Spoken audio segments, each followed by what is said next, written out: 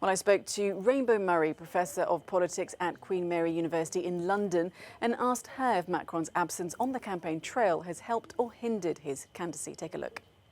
Initially, it helped him. He definitely got a significant bounce as a result of the outbreak of the conflict, because suddenly people wanted to rally around the flag, and they also, saw him being very presidential, while the rest of the candidates were not even in the news cycle anymore.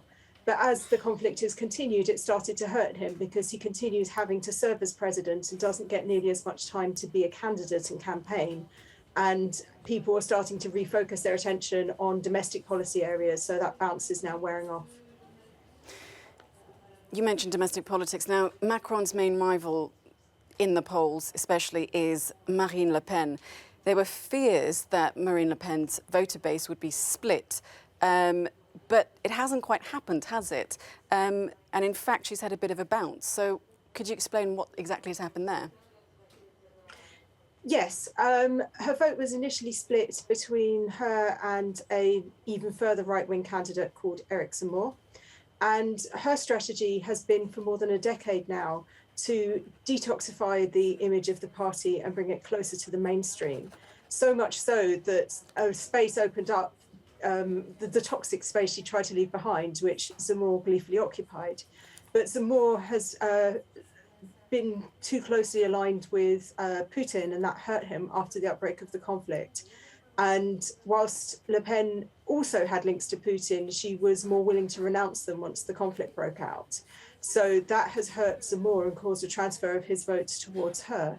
But she's also been quite skillful in focusing her campaign on the cost of living crisis rather than on the conflict or on her normal main predilection, which is immigration. And by doing so, she's managed to chime with the issues that most concern voters, and has managed to bring in a lot of voters who are disillusioned with the economic policies of Emmanuel Macron. So a skillful Le Pen. And let's come to the far left candidate, Jean-Luc Mélenchon. Now, he's expected to finish third in the first round. Is the support for him perhaps surprising? His current score in the polls is not out of sync with the scores that he obtained in the last two elections. But the key thing to note here is that the other parties of the left have collapsed in support, and most notably the Socialist Party, which at this time 5 years ago had a sitting president and a parliamentary majority. But they collapsed at the last election and they haven't been able to make a comeback. And whilst the parties of the left are very divided and have struggled to unite behind a candidate, Mélenchon has emerged as the strongest in the polls.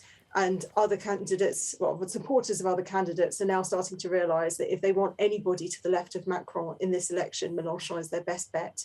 So there's a number of people rallying to him who don't necessarily agree with his views or support him, but still see him as the most palatable of the credible options. And so he's getting tactical votes now.